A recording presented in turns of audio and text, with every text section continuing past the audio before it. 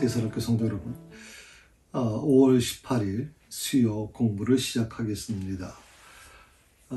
우리가 이 출애굽기서를 공부하면서 사실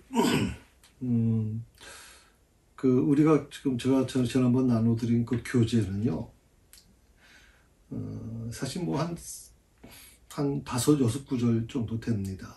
그래서 그 중요한 그 구절 중심으로 공부하면서 이 장이 어떤 장이다 이렇게 설명하는 쪽으로 나가요. 그래서 한 주, 길어도 한 2주면 그 교재로 나가면 이제 끝날 수 있어요. 근데 제가 보통 이 장을 가지고 지금 11번째 지금 제가 하는 걸로 알고 있거든요. 그래서 왜 이렇게 오래 하십니까? 생각하는 분들이 계실 수 있어요. 그리고 너무 이렇게 자세하는 거 아닙니까? 제가 이 출애굽기서 같은 경우는 제가 한번 말씀을 드린 적이 있는지 모르겠어요. 제가 가장 목회할 때 정말 힘들 때가 있었거든요. 그래서 그때는 정말 한 주 금식하면서 제가 기도원에서 내려오고 싶지 않았어요. 저를 대신해서 누가 예배를 인도해 줄 수만 있다면 아마 저와 막 기도원에서 계속 금식하며 기도했을 겁니다. 뭐 어쩔 수 없이 제가 예배 인도해야 되기 때문에 내려오긴 했습니다만 그때 너무 힘들고 앞이 전혀 보이지 않는 환경 속에서 제가 이 출애굽기서를 통해서 굉장한 은혜를 받았습니다. 길을 찾지 못할 때, 그리고 내가 이 모든 어떤 문제에 부딪혔을 때 그 문제의 이유가 뭔가, 수없이 상대방에 대한 원망도 있었고 상대방에 대한 어떤 미움도 있었지만 결과적으로 오늘 이 모세를 통해서 제가 깨닫게 된 게 있었어요. 이것 모든 과정이 하나님의 계획하심이 있었구나라는 걸 깨닫고, 그리고 모세로 하여금 모세의 의지하고는 상관없이 하나님께서 모세를 아주 혹독하게 미디안으로 보내셔서 그를 아주 굉장히 밑바닥으로 내려버리지 않습니까? 그리고 섬김의 모습이 뭔지, 섬김이 뭔지를 그에게 가르쳐주지 않습니까? 그러고 나서야 그를 하나님의 일꾼으로 쓰시죠. 이전에도 없고 이후에도 없으면은 정말 이 모세와 같은 자가 없다. 저는 하나님께서요, 모세는 내가 친구처럼 대한다라고 하는 이 표현이 일단 저는 충격적입니다. 창조주 하나님께서 피조물인 모세를 향해서 모세는 나와 친구처럼 얘기를 나눈다라고 얘기할 정도니까 모세가 어떤 사람인가 하는 정도 생각이 들 때가 있어요. 그런 모세가 만들어지기까지 하루아침에 만들어진 게 아닙니다. 80년. 또 그 모세 한 사람을 위해서 요게벳이라는, 또 미디암이라는, 또 주변에 또 여러 개 느엘이라는, 또 뭐 여러 가지 종류의 사람이 있잖아요. 그 다음에 또 그 모세의 애굽에 있던 공주, 어머니 공주의 또 희생이 있었고요. 수많은 사람들의 그 헌신이 그 앞에, 그 주위에 있단 말이죠. 이걸 보면서 제가 깨닫게 된 거죠. 출애굽기서는 가장 힘들고 어려운 나에게 굉장히 어떤 그런 방향을 제시해 준, 아주 하나님의 마음이 무엇인지, 하나님의 뜻이 어디 있는지를 알려준 귀한 책이거든요. 그래서 제가 이 출애굽기서는 좀 자세하게 마치 숲이 아닌 나무를 대하듯이 하나하나를 좀 같이 캐치하면서 이것을 내 삶 속에 적용시켜 나가기를 바라는 그런 마음으로 제가 이 출애굽기서를 공부합니다. 오늘은 2장 마지막 부분을 공부하고 다음 주부터는 이제 3장으로 넘어가도록 그렇게 하겠습니다. 21절에서 25절까지죠. 좀 제가 할 때 말씀을 좀 읽도록 그렇게 하겠습니다. 자, 21절의 말씀을 보시게 되면 모세가 그와 동거하기를 기뻐하며 그가 그의 딸 시프라를 모세에게 주었더니 라고 해서 기뻐하다. 그러니까 르엘이 모세를 대하는 마음이 거기 담겨져 있어요. 족하게 여긴다, 승낙하다, 기뻐한다라고 하는 것은 그와 동거하게, 모세가 그와 동거하기를 기뻐했다. 모세가 르엘과 그의 딸들과 동거하기를 승낙했다라고 하는 뜻이에요. 기뻐한다는 것은 승낙한다는 뜻이 있어요. 아마 어떻게 보면 애굽 왕궁에서 도피한 이 모세가 어떻게 살아야 될지, 어떻게 살아야 되지? 왜? 미디안에는 아무도 아는 사람이 없는데, 혈육이 아무도 없는데, 어떻게 살아야 되지? 구체적인 계획이 없었잖아요. 어떻게 보면 르엘의 그 한대에 대한 이 모세의 어떤 태도를 가만히 생각해 보면 굉장히 아마 정말 기뻤을 거예요. 뭐 말은 안 해서 그렇지 그런 말을 해주길 바랬겠죠. 말을 해주길 바랬겠죠. 얼마나 기뻤겠습니까? 그러니까 당장 승낙해버리지 않습니까? 르엘의 한대에 대해서. 또 르엘도 역시 마찬가지죠. 딸들만 있는 집안에서 좀 이렇게 사위같이 든든한 이미 보았잖아요. 애굽의 왕족이 뭐 다 옷은 낡았겠지만 그 왕족의 기품이 보였으니까 르엘도 역시 그런 부분에서 모세를 좀 두고 싶었지 않겠나 생각을 해봅니다. 사실 이 모세의 어떤 그런 지금 미디안 광야로 도피한 이 모세의 심정이 어땠을까? 사실 저희 지금은 돌아가셨지만 저희 아버님이 이북에서 혼자 올라가셨어요. 그때 그 17세 평안북도 용천에서 부모님 다 계시는데 저희 그 큰아버님이 동경제대 출신이에요. 동경대 출신이다 보니까 거기 갔다 오면서 이제 일본 순사들이죠. 일본 순사들이 그때도 뭐 태평양 전쟁이 일어나고 있었으니까 그러니까 저희 큰아버님이죠. 큰아버님을 뭐 수색하고 큰아버님을 징병해 나가려고 하는 과정에서 만주로 이제 도망가고 피신하고 그러다 보니까 저희 할아버님이 큰 농사를 용촌에서 큰 농사를 졌는데 가르쳤더니 뭐 괜히 뭐 끌려가기만 하지 농사 짓는 게 좋겠다 뭐 이렇게 얘기하니까 저희 할머님이 그 당시에 이제 집사였거든요. 지금으로는 권사입니다. 그래서 저희 아버님을 혼자 17살 나이에 혼자 이 남한으로 보내셨어요. 그러면서 이렇게 얘기했다 그래요. 영락교회를 찾아가라. 그때 이제 한경준 목사님이 이제 신의주제일교회 담임 목사로 계셨다가 이제 남한으로 와서 영락교회를 이제 개척을 했거든요. 그래서 북한에서 혼자 올라만 분들이나 이런 사람들이 한경준 목사님을 많이 찾아갔고 한경준 목사님의 도움을 받아서 공부한 경우가 많아요. 저희 아버님도 그렇게 해서 공부를 했어요. 한경준 목사님의 일을 도와드리고 또 심부름하면서 학기금 보조받아서 공부하고 경희대 공부하고 또 신학 공부했는데 그렇게 해서 이제 목사가 됐거든요. 근데 사실 어떻게 보면 남한에 아무도 없는데 가족 한 명도 없는 이런 남한 땅에 혼자 17살 되는 고등학생 정도 되잖아요. 와가지고 얼마나 당황이 됐겠어요. 그러니까 한경진 목사님의 도움받아서 이제 영락교회에서 아마 제공해주는 그런 어떤 잠자리에서 잠을 자고 또 그렇게 하신 걸로 제가 알고 있거든요. 아마 모세가 굉장히 힘들었을 거라고 저는 생각을 해요. 굉장히 힘들었을 거다. 그래서 그런 부분들을 우리가 좀 염두에 둔다면 좀 굉장히 그 모세의 어떤 이 르엘의 한대에 대해서 모세가 굉장히 반가웠을 것이다. 그러면서 이제 모세는 이 르엘의 집안에 머물면서 아마 그런 일꾼으로 아마 고용된 일꾼으로 일을 했을 거라고 생각이 듭니다. 아마 맨입으로 하지는 않았을 것 같아요. 그 당시에는 가족 간에도 분명히 어떤 선이 있었기 때문에 뭐 여러분 아는 것처럼 야곱이 외삼촌 라반의 집에 갔을 때도 거기에 계약을 맺지 않습니까? 그래서 양 몇 년을 일하면 양떼 중에 몇 풀을 주겠다.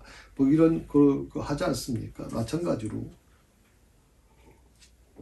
그렇게 해서 몇 년 동안 일하면 자기가 집안을 독립할 수 있는 그런 기틀을 마련하기 때문에 그랬을 거라고 생각이 들고요. 다만 여기서 우리가 좀 기억해야 될 게, 모세가 너무 쉽게 이 르엘의 제안을 승낙하거든요. 사실 이 부분에 대해서 모세가 한 번이라도 하나님께 묻거나, 이 결혼을 어떻게 하면 좋을 거야, 하나님, 그렇게 물어본 게 없어요. 성경에 보면 그런 게 없어요. 그냥 자기 처지가 너무나도 힘드니까, 아주 심사숙고 없이 그냥 곧장 그 제안을 승낙해버리거든요. 사실 일생의 가장 중요한 대사가 혼인인데, 너무나 쉽게 결정하는 것 같아요. 이 무모하다는 인상을 우리가 받게 되는데, 요새 그 젊은 사람들도 좀 그런 것 같아요. 좀 더 신중하고. 제가 제 아내를, 사모를 만났던 게 대학이라는 때 만났는데, 제가 7년을 만났어요. 만나가지고 대화도 하고, 군대 또 3년을 갔다 왔고, 이런 과정들을 통해서 서로에 대해서, 같은 교회였거든요. 번호제 교회 같은 유소년 같이 교사였고, 또 아버님이 안수 집사님이셨고, 또 어머님은 권사님이셨고. 결혼이라고 하는 건 좀 신중할 필요가 있어요. 저는 우리 아이들한테도 그런 걸 제가 요구하지는 않습니다만은, 적어도 저는 이제 목회자가 되려고 그러기 때문에 사모에 대해서 기도를 많이 했고요. 좀 이렇게 기도하는 여성을 원했고, 또 그런 어떤 부분에서 하나님께서 그런 응답을 주신 것이 너무 감사할 뿐입니다. 아마 이런 부분들이 모세를 바라보면서 너무나도 미디안 광야 생활이 아마 힘들었을 거예요. 그러니까 너무 고달픈 나머지 현실에 안주하고픈 어떤 그런 아마 심정이었을 것 같다 생각이 들어요. 그래서 이방 제사장의 딸을 아내로 맞아들인 이 사건, 어떻게 보면 분명 어떻게 보면 모세는 자기 당장 현실의 문제를 해결하기 위해서 그렇게 선택을 했는데, 사실 이것이 조금 더 이제 구수사적인 입장에서 이제 보게 되면요, 이 히브리 사상은 굉장히 폐쇄적이거든요. 같은 근동 지방에 살면서도 굉장히 폐쇄적입니다. 그래서 다른 민족과 어울리지 않는 아주 아주 폐쇄적인 어떤 히브리주의를 갖고 있어요. 그것이 오늘 이방 제사장의 딸을 아내로 받아들인 이 사건을 통해서 우리가 다 한번 재해석해 볼 필요가 있는 게 뭐냐면, 이런 폐쇄적인 히브리주의 사상이 개방적이고 포괄적인 여호와의 신앙주의로 변화되고 있다는 것을 보여주고 있다. 어느 책을 보니까 그렇게 나와 있어요. 그러니까 폐쇄적인 히브리주의가 좀 개방적이고 포괄적인 여호와의 신앙주의로 변화되는 거. 이제 그거를 모세가 이방인 제사장의 딸을 아내로 맞이하는 그 사건과 연결시켜 버렸다고요. 너무 무리가 될 수도 아마 있었을 거라고 생각이 들어요. 너무 무리가 되는 거 아니냐, 무리한 해석이 아니냐라고 생각할 수도 물론 있겠습니다만은, 사실 이거는 창세기 41장에 보게 되면 요셉도 마찬가지거든요. 요셉도 애굽 제사장의 딸을 아내로 맞아들입니다. 참 놀랍죠. 요셉이 누굽니까, 여러분? 애굽의 총리 아닙니까? 근데 이방인의 제사장의 딸을 아내로 맞아들인단 말이에요. 그래서 그런 부분으로 이제 해석하는 그 해석도 저는 너무 극단적이라고 얘기하는 분들도 물론 있습니다만은, 이 구약 시대에 어떻게 보면 구약 시대의 히브리주의가 굉장히 폐쇄적이었으니까, 혈연 굉장히 혼혈되는 걸 원치 않았잖아요. 그래서 자기 민족에 대한 것이 굉장히 강력했죠. 순수 혈통을 주장했고요. 그런 것이 구약 시대로부터 하나님의 신앙, 여호와의 신앙이 이방인에게도 활짝 열려 있었다는 사실을 암시해 주는 것이 아니냐라고 하는 그런 주장하는 학자들이 있어요. 그래서 100%는 아닐지라도 그런 것도 있구나, 있을 수 있겠구나라고 생각을 하시면 좋겠어요. 특히 모세의 아내가 된 사람이 시보라인데, 시보라라고 하는 이름의 뜻이 뭐냐면 새라는 이름의 뜻이에요. 뜻이 새예요. 아마 이 시보라는 르의 7딸 중에서 맏딸이었을 거라고 생각을 하거든요. 야곱도 역시 마찬가지죠. 라헬을 원했지만 레아를 결국에는 얻게 되지 않습니까? 그것은 근동지방의 결혼은 맏딸로부터 시작되는 거죠. 순서가 어긋나면 안 된다고 생각하기 때문에 그렇습니다.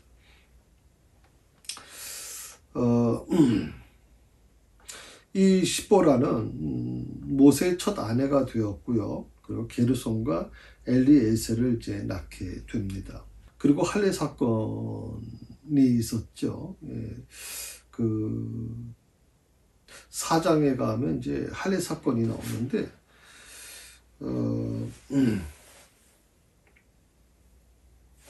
4장 24절을 먼저 한번 좀 읽어볼까요? 4장 24절에 보게 되면, 모세가 길을 가다가 숙소에 있을 때 여호와께서 그를 만나서 그를 죽이려 하신지라. 시보라가 돌칼을 가져다가 그의 아들의 포피를 베어 그의 발에 갖다 대며 이르되 당신은 참으로 내게 피남편이로다 하니. 그 26절에 보게 되면 여호와께서 그를 놓아주시니라. 시보라가 피남편이라 함은 할례 때문이었다, 이렇게 나오거든요. 할례 사건이죠. 남편과 심각한 긴장 상태에 놓여지게 되면, 이거는 뭐냐면 모세는 애굽에서 자랐습니다. 애굽의 전통과 애굽의 문화에 익숙해져 있죠. 근데 셈족 이 할례는 히브리 민족만 갖고 있는 고유한 어떤 풍습이 아니라 근동 지방의 셈족들은 거의 이 부분을 갖고 있었던 것 같아요. 오늘 시보라가 이방인의 딸이잖아요. 제사장의 딸이잖아요. 그런데 하나님께서 모세를 죽이려 하니까 시보라가 돌칼을 가져다가 그의 아들의 포피를 베어 그 발에 갖다 대며 당신은 참으로 내게 피남편이다. 그 피남편이라는 게 할례라고 하는 뜻이거든요. 이 내용에 대해서는 좀 나중에 좀 더 구체적으로 제가 설명을 드리겠고요. 아무튼 그렇게 하는 걸 말씀을 좀 드립니다.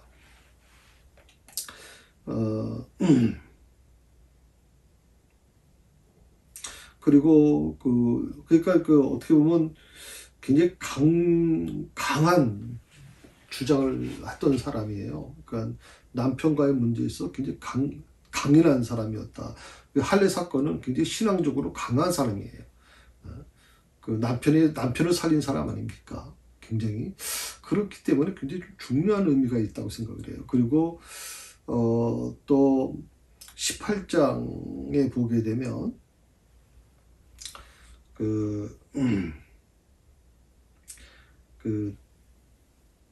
이 4장 이후에 두 아들을 데리고 아버지 르엘에게로 돌아갔다라고 나오거든요.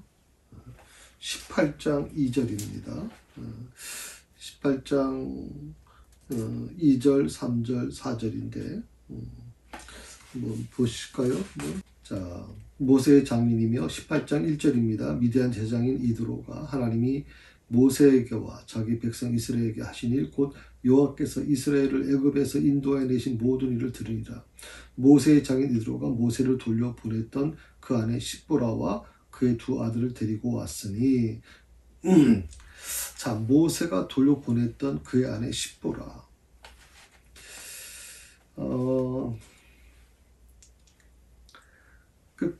르엘이 이제 시보라와 모세의 두 아들을 데리고 왔다, 이렇게 얘기하고 있어요. 물론 이 과정을 보게 되면 뭐 과정에는 여러 가지가 있어요. 그래서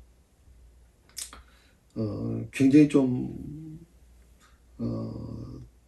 이 시보라의 성격이 좀 성격이 강한 여성이었다라고 하는 건 분명합니다. 그래서 그렇게 좀 이해하시면 도움이 될 것 같아요. 그리고 22절에 한번 말씀 보실까요? 네.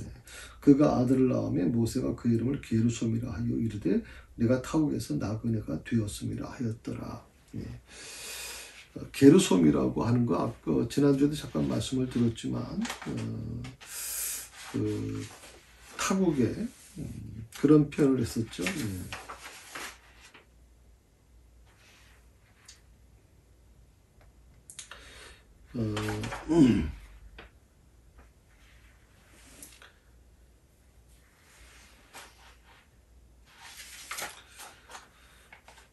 특히 그 이방인 뭐 도피처라고 얘기도 좀 하고 있고요.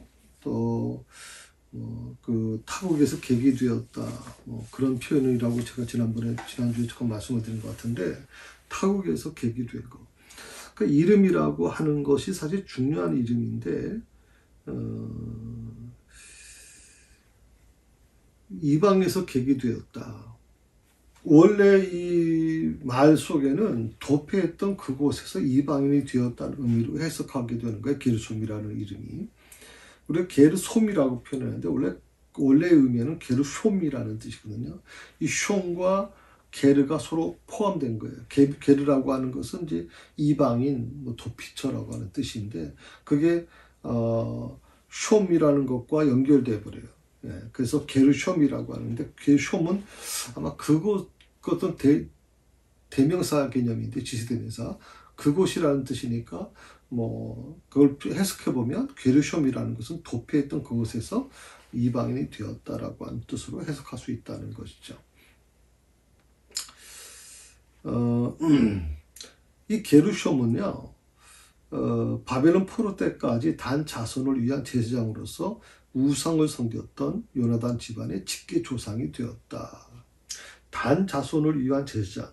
아까 좀 말씀드린 게르숑이라고 하는 말씀을 드렸잖아요. 게르숑, 게르라고 하는 것이 이제 좀 그 객이라고 하는 뜻도 포함되는데, 이 게르숑이라고 하는 이 표현 속에는 이 모세의 어떤 그 심정이 잘 표현되고 있다고 생각을 해요. 그래서 그것을 아마 제가 지난주에 말씀드렸지만 게르숑을 바라볼 때 아들을 바라볼 때마다 자기의 처지를 아마 많이 되씹어봤지 않겠나 생각을 해봅니다. 자, 23절 말씀을 한번 보십시다. 자, 여러 해 후에 애굽 왕은 죽었고 이스라엘 자손은 고된 노동으로 말미암아 탄식하며 부르짖으니 그 고된 노동으로 말미암아 부르짖는 소리가 하늘께 상달되었다. 여러 해 후에 매우 오랜 기간이 경과되었다라고 하는 뜻이죠.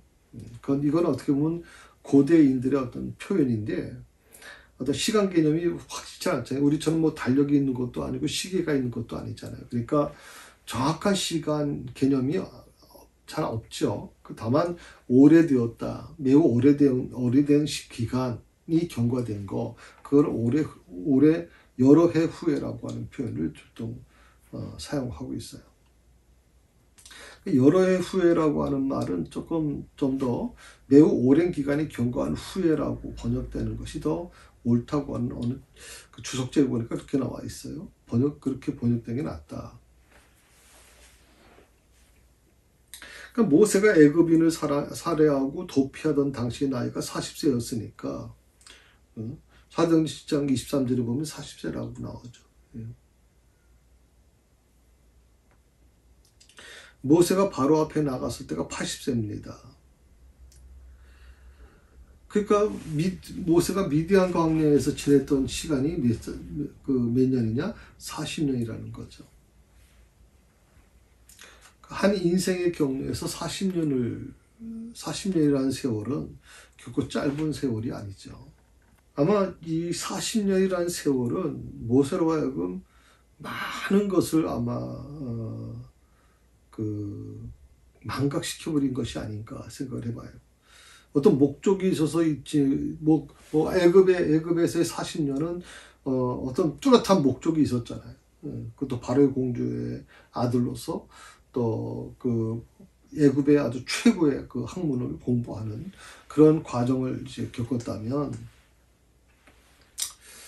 이 미디안 광야에서의 40년 세월은 모세가 어떻게 보면 삶을 거의 상실한 것이 아니냐. 그 목표도 없고 뭐 희망도 없고 그렇게 무료한 나날들을 40년을 보냈다는 거예요. 여러분, 진짜 무서운 게 바로 이 부분이에요. 제가 우리 목사님들, 뭐 큰 교회를 담임한 목사님들을 보게 되면 재임 기간, 보통 이제 재임하시는 그 기간 동안에는 정말 대단하죠. 정말 대단할 정도로 존경도 받고 또 뭐 활동도 많이 하시는 분들이에요. 그런데 은퇴를 하시게 되니까 우리 목사 목회자들은 70에 은퇴하거든요. 70에 은퇴하고 나니까 불과 2, 3년 만에, 정말 은퇴하실 때까지는 그러지 않았거든요. 근데 은퇴 후에 한 2, 3년 만에 팍상 늙었다 그러나요? 머리도 허여지시고, 정말 힘도 없어지시고, 정말 짧은 시간 동안에 그렇게 바뀌시더라고요. 그래서, 누가 그런 얘기를 합니다. 저희는 이제 은퇴하면 연금을 받게 되는데, 목사님들이 75세를 넘기시는 목사님들이 많지 않아요. 요즘에는 좀 많아졌습니다만 과거에는 75세 넘기신 분들이 많지 않았어요. 특히 큰 교회 목사님일수록 75세 넘기는 분들이 많지 않았어요. 70에 은퇴하시고 나서 불과 5년을 못 견디고 돌아가시는 분들이 대부분이었어요. 그 이유가 뭐냐라고 하면 삶의 지향점을 상실했다는 거거든요. 그러니까 그 삶의 지향점을 상실하다 보니까 은퇴 후에 특별히 할 일이 없는 거예요. 그것이 어떻게 보면 무료한 나라들을 보내면서 굉장히 그 힘들어하는 모습들을 제가 많이 봤는데, 이 모세의 40년 기간은 정말 얼마나 힘들었을까요? 이름도 없이 그저 양떼를 치고 아침에 나가서 저녁에까지 양떼를 치다가 돌아오는 이 과정이, 그게 매일매일 반복되지 않습니까? 예. 그런 과정을 통해서 모세는 날마다 밤마다 뭘 생각을 했을까? 전 그 생각을 했어요. 밤마다 뭘 생각했을까? 그러니까 뭐 이 40년은 일반 사람들이 느끼는 40년하고 다를 거예요. 굉장히 무료한 나날이고 정말 힘든 시간이었다고 보거든요. 그런데 그 40년의 기간이 하나님의 연단 기간이었다라고 하는 거예요. 장차 선민 이스라엘을 이끌 지도자로서 한 두 가지를 제가 말씀드려요. 첫 번째는 육체적으로예요. 육신적으로 광야 생활과 지리에 익숙해도록 하는 것이다. 이게 무슨 말인지 아시겠어요? 광야 생활은 애굽의 왕궁에 있을 때는 도저히 알 수가 없는 거예요, 여러분. 광야 생활은요, 오직 여러분 양떼를 치는 사람들은 광야 속에서 지내요. 그것도 40년 동안 여러분 지냈다고 생각을 해보세요. 광야에 익숙해져 있는 거예요. 그러니까 육체적으로는 광야 생활에 익숙해져 있고 그 광야의 지리에 대해서도 아주 굉장히 익숙해져 있어요. 어떤 길로 가야 되고 또 어떻게 해야 된다는 것을 정확하게 알고 있죠. 이 목동들이니까. 자, 두 번째로 장차 이 선민 이스라엘을 이끌 지도자로서 영적인 부분이 있어요. 그게 뭐냐면 순종과 겸손 및 자아를 철저히 깨닫도록 한 하나님의 학교였다. 이렇게 얘기를 해요. 영적으로는 순종을 가르쳐 주는 것이고 겸손을 가르쳐 주는 거예요. 기세 등등 해가지고 애굽의 왕자의 신분으로 정말 요즘에 뭐라고 표현하네. 가진 자들이 떵떵거리는 모습들. 요즘 젊은 아이들 페라리 타고서 막 외제차 타고 나서 막 자랑하는 그런 모습들 웃기잖아요. 예, 웃기잖아요. 그러니까 이 순종과 겸손, 그리고 스스로 자기 자신을 철저히 깨닫게 하는 하나님의 학교였다. 광야가 바로 그것이다. 그래서 광야라고 하는 그 설교 시간에도 한번 제가 노래 들려드리지 않았습니까? 광야, 그것은 바로 하나님의 학교다. 정말 육체적으로는 견디기 힘들고 어렵지만, 그러나 그것은 그것은 뭐 목적도 잃어버리고 뭐 무료한 하나님이 기록되는지 모르지만, 하나님께서는 그걸 통해서 우리에게 뭘 알려주시는 것이냐?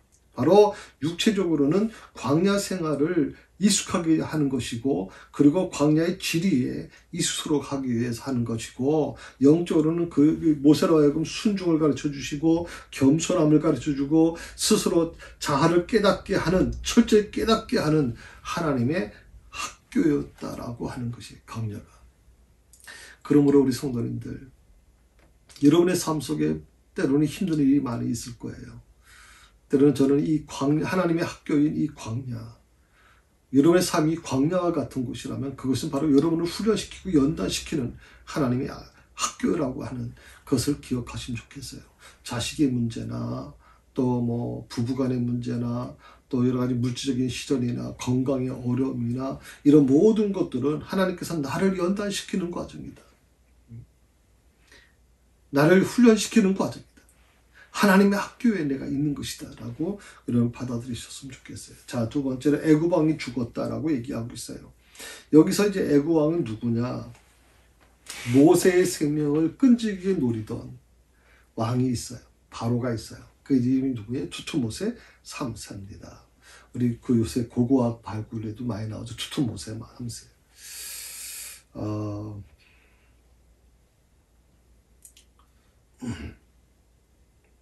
모세를 양자로 입양시킨 이게 합세슈트라고 하는 이 왕비입니다. 이 공주의 신분에서 이제 왕비가 됐는데, 합세슈트가 굉장히 권력을 쥐고 있었죠. 그런데 이제 모세의 어떤 도피 사건 이후에 약 4년 뒤에 죽게 돼요. 아마 이 모세의 사건이 아마 큰 충격으로 와닿지 않았어요. 자식이 없었잖아요, 합세슈트는. 그러다 보니까 굉장히 좀 충격적인 사건이었을 거라고 생각이 들고요. 그러니까 애굽의 실권이 누구에게 가느냐? 투투모세 3세에게 갔거든요. 그는 32년간 애굽을 통치합니다. 특별히 이 투투모세 3세가 30년 가까이를 애굽을 다스리는 아주 강력한 왕이었는데, 그게 가능했던 이유가 뭐냐면, 원래 이집트의 바로는요, 왕은 근친상간입니다. 근친이 결혼하게 돼요. 그러니까 그러다 보니까 이제 기형아도 나오고 여러 가지 문제가 있었죠. 그런데 오늘 이 투투모세 3세는 하세슈트가 자식을 못 낳기 때문에 모세를 입양했잖아요. 그러니까 이 하세슈트가 이제 투투모세 2세하고 결혼을 해가지고 투투모세 자식을 못 낳으니까 투투모세가 다른 여인하고 해서 결혼을 했어요. 그러니까 근친으로 이루어진 결혼이 아니었단 말이에요. 그러니까 이 투투모세 3세는 굉장히 건강한 육체적인 건강함을 갖고 강력한 건강이 뒷받침되니까, 다른 왕들은요 보통 10년을 견디지 못했거든요. 이 사람은 32년을 애굽을 통치했다니까 대단한 사람이죠. 근데 결국 그가 이 투투모세 3세가 결국 1448년에 주전 1448년에 죽습니다. 그리고 이제 이 투투모세 3세가 죽고 나서 모세가 소명을 받게 되고 1447년 1년 차이죠. 투투모세 3세가 죽고 1년 만에 모세가 이제 애굽으로 귀환을 하게 되는 겁니다. 그러니까 하나님의 시간표는 아주 정확합니다. 우리가 볼 때는 정말 한없이 시간이 가는 것 같고, 이 의미 없이 미디안 광야에서 그냥 목동으로 그야말로 정말 비참한 삶을 살던 이 모세가 모세였는지 모르지만, 하나님은 그런 모세의 삶 속에 정말 정확한 시간 속에서 훈련시키고 계시는 거예요. 그러니까 하나님의 시간은 결코 어긋나는 법이 없다라고 하는 거예요. 출애굽을 놓고 모세와 대결해야 했던 바로 왕이 있었죠. 그게 뭐냐면 투투모세 3세 그 왕위를 이유는 아멘호텝 2세라고 하는 분이 있어요. 아멘호텝 2세. 그가 바로 이제 바로와 대결했던 왕입니다. 그 역시 이 아멘호텝 2세 역시 부왕 못지에 그 투트모세 3세 못지않게 아주 강력한 통치를 한 왕이었다고 그렇게 얘기를 해요. 그리고 부르짖었다. 이스라엘 자손, 그러니까 예굽 왕은 죽었고 이스라엘 자손은 고된 노동으로 말미암아 탄식하며 부르짖었다. 그러니까 투트모세 3세가 죽으면 이제 뭔가 좀 해결될 줄 알았는데 이스라엘 자손은 오히려 더 고된 노동으로 인해서 탄식하게 됐다. 이게 바로 아멘호테 2세, 그 아들 아멘호테 2세가 더 강력하게 통치하게 됐다는 뜻을 얘기하는 거죠. 그리고 그 부르짖었고 그 고된 노동으로 말미암아 부르짖는 소리가 하나님께 상달됐다. 이 부르짖는 것은요, 막다른 상황에 부딪혀서 외치는 절규에 가까운 외침 소리예요. 절규에 가까워. 여러분 이런 기도 한번 들어보셨어요? 절규에 가까운 소리. 막 정말 견딜 수 없어서 막 흐느껴 울면서 통곡하며 콧물 콧물 다 흘리면서 정말 허리 끊어지라 기도하는 경험 해보셨나요? 이 부르짖었다, 이 자크라고 하는 말을 썼는데 부르짖었다는 말은 막다른 상황에 부딪혀 외치는 절규에 가까운 외친 소리예요. 그리고 하나님은 이 백성들의 부르짖음을 결코 외면하지 않으셨다라고 하는 것이 오늘 성경 23절의 말씀입니다. 이 상달됐다라고 하는 표현은 상달됐다. 상달됐다는 말은 뭐냐면 백성들의 부르짖음이 기도가 돼서 위로 올라갔다라고 하는 뜻이에요. 그게 뭐냐면 마치 향이나 연기가 위로 피어오르는 것처럼. 그러니까 이스라엘 백성들이 제사를 드리게 되면 제사 동물의 그 타는 연기가 하늘로 올라가야 되는데 그 연기가 올라가지 않고 아래로 흘러가거나 그러면 그 제사를 하나님 받지 않았다고 생각하는 거거든요. 그래서 향이나 연기는 위로 올라가야 된다. 그래야 하나님이 받으셨다. 그러니까 백성들의 부르짖음이 상달됐다라고 하는 것은 부르짖음이 기도가 되어서 위로 올라가 하나님께 닿았다는 뜻이 있는 거예요. 상달됐다. 계시록 5장 8절에 보면 그것이 좀 더 자세히 나오게 됩니다. 자, 24절에 보게 되면 하나님이 그들의 고통 소리를 들으시고 하나님이 아브라함과 이삭과 야곱에게 세운 그의 언약을 기억하셨다. 들으셨다. 경청하셨다. 주의 깊게 경청하셨다. 하나님이 경청하셨다는 거예요. 이 말은 단순히 듣는 상태만을 의미하는 게 아니라 그 들은 바에 대한 정확한 판단과 실행 여부까지를 가지셨다는 의미로 이해하는 게 바람직합니다.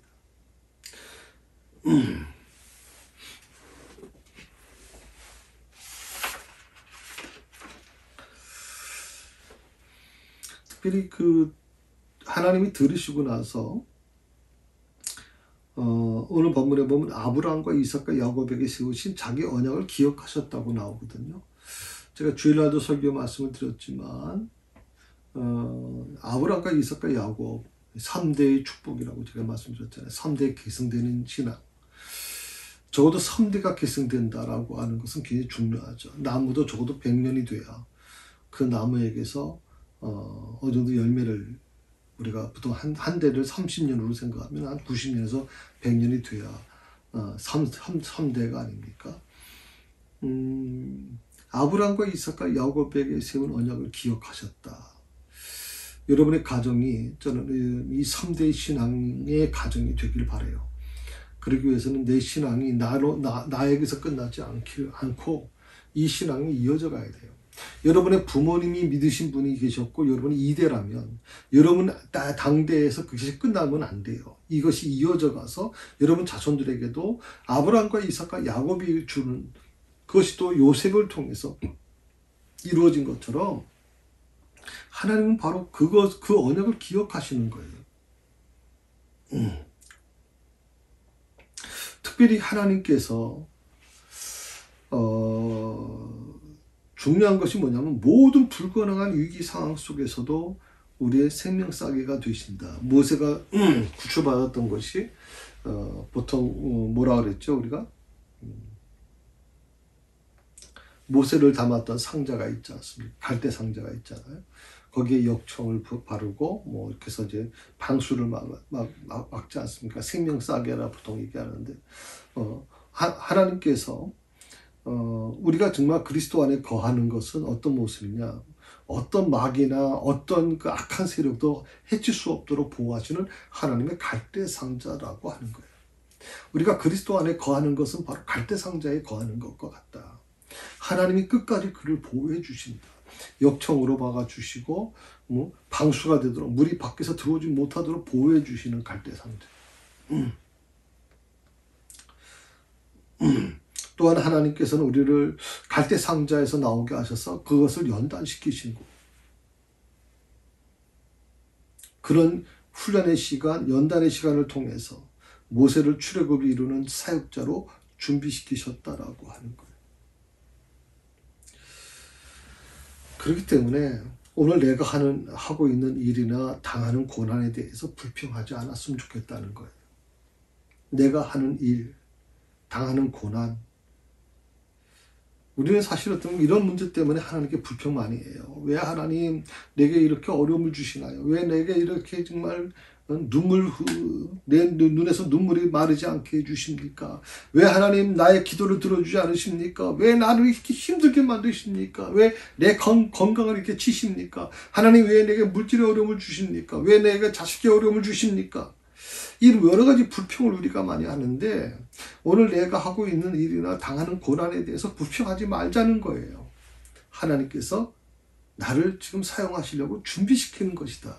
이런 고난을 받을 때, 이런 고난이 내 앞에 있을 때 그것을 바라보는 해석하는 우리의 신앙이 달라져야 돼요. 아, 이건 나를 사용하시려고 준비시키는 거구나. 나를 훈련시키시는 거구나 하는 것을 생각하십니다. 그러므로 현재 여러분이 맡으신 그 일에 충성을 다하는 게 아름답다라고 하는 것입니다.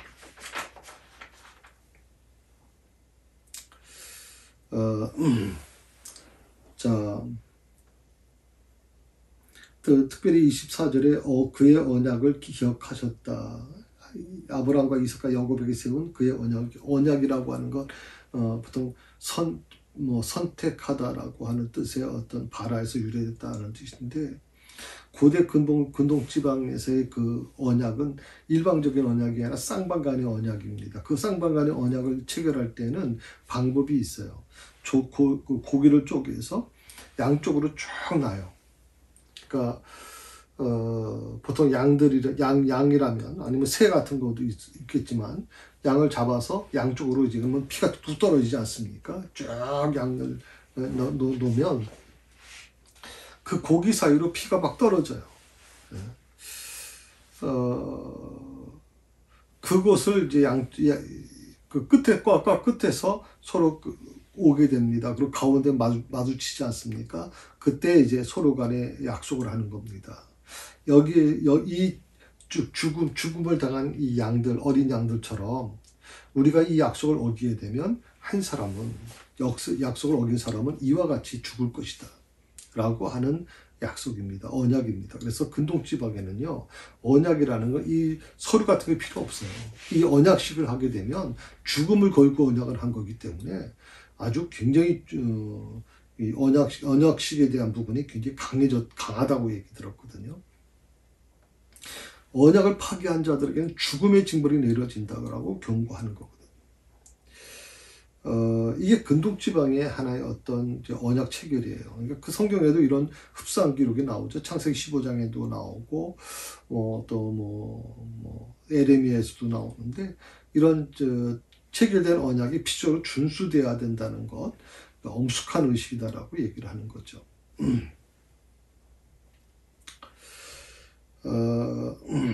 25절에 보게 되면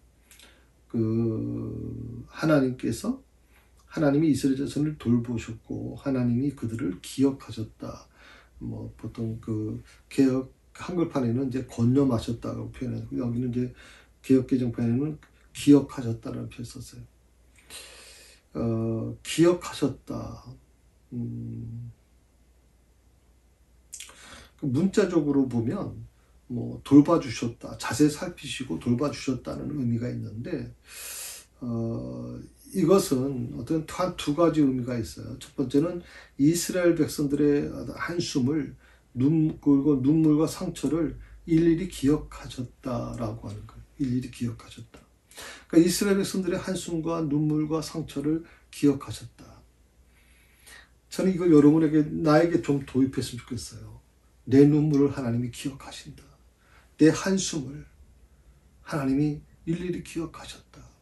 내 마음의 상처를 일일이 기억하셨다.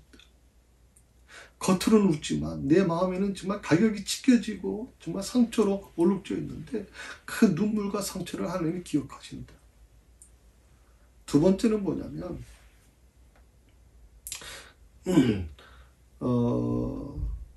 그 상처받고 그 아픔을 겪고 있는 이 자들을 구원하실 계획을 세워놓고 계셨다는 거예요. 기억하셨다는 의미에는, 하나님은 침묵하시는 것 같지만 40년 동안 침묵하셨잖아요. 모세가 하나님께 기도하지 않았겠습니까? 하나님을 많이 찾았겠죠. 자기가 40년 동안 자기 어머니로부터 훈련받은 그 훈련이 있으니까, 그는 하나님에 대한 원망도 했을 것이고 수없이 많은 기도했을 거예요.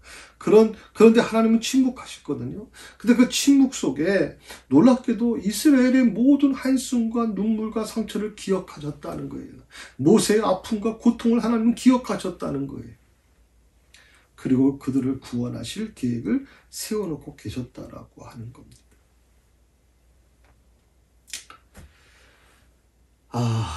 참, 오늘 저는 모세를 보고 또 이스라엘 백성들을 바라보면서요, 정말 마음속에 감동을 받아요. 하나님께서 내 눈물을 기억하시는구나. 하나님께서 내 아픔을 기억하고 계시는 거구나. 사람들은, 그래서 저는요, 사람을 붙들고 뭘 얘기하는 것보다는 정말 그 아픈 마음을 가지고 하나님께 나아가 기도하고 토로하는 거. 내 마음을 열어놓는 거. 사람들은요, 말을 하게 되면 그 말을 막 옮겨요. 말을 옮긴다고요. 말을 하고 싶어도 말을 못할 때가 많아요. 그런데 하나님은 그렇지 않잖아요. 하나님은 절대 내 말을 옮기시는 분이 아니잖아요. 하나님은 모든 것을 다 알고 계시는 분이니까, 내 상처와 눈물과 내 한숨을 다 기억하시니까, 그리고 그것을 구원하실 계획을 세워놓고 계시니까, 그 하나님께 나아가서 다 내려놓고 기도하세요. 다 내려놓고 기도하세요. 그러면 하나님께서 하나님의 방법대로 이끌어 가실 거라고 저는 믿습니다. 오늘 새사랑교회 모든 성도님들, 이제 코로나가 점점 좀 종결되고 있습니다. 또 다른 변종된 또 코로나가 나왔다는 얘기도 하지만, 저는 이것으로 좀 마무리됐으면 좋겠어요. 이제 교회도 다시 회복되기를 원하고, 또 우리의 마음도, 우리 새사랑교회도 다시 제2의 부흥이 또 시작해야 될 입장이고, 여러분들 위해서 늘 기도하면서 이 수요 예배가, 여러분 수요 공부가 여러분에게 좀 도움이 됐으면 좋겠고, 또 여러분이 어떻게 내 문제를 해결해야 될까, 모세를 한번 보시고, 또 이스라엘 백성들의 그 모습을 보시고, 하나님께서 어떻게 그들을 기억하시고 그들을 품어가시는지, 어떻게 언약을 하나님께서 기억하시는지 한번 깊이 묵상하셨으면 좋겠습니다. 기도하십시다. 감사합니다. 하나님, 오늘도 주님의 은혜 가운데 저에게 향하신 하나님의 말씀을 다시 한번 들었습니다. 아버지 하나님께서 이스라엘 백성들의 그 부르짖음을 기억하신 것처럼, 사랑하는 성도들의 눈물과 저들의 한숨과 저들의 하나님 상처를 우리 하나님께서 기억하여 주시고, 저들의 그 아픔을 하나님이여 주께서 친히 해결해 주시는 것을 저들의 눈으로 묵도하며 감사하는 삶이 될 수 있도록 주여 인도하여 주시옵소서. 이미 하나님은 우리를 구원하실 계획을 다 갖고 계실 줄로 믿습니다. 특별히 자녀의 문제로 힘들어하는 사랑하는 성도들을 긍휼히 여겨주시고, 특별히 삶의 공고함으로 인해서 정말 힘들어하는 성도들을 하나님이 회복시켜 주시고, 특별히 건강의 문제로 어려움을 겪는 성도들을 긍휼히 여겨 주시옵소서. 하나님의 은혜가 저들과 함께 머물기를 간절히 원하오며 예수님의 이름으로 기도드립니다.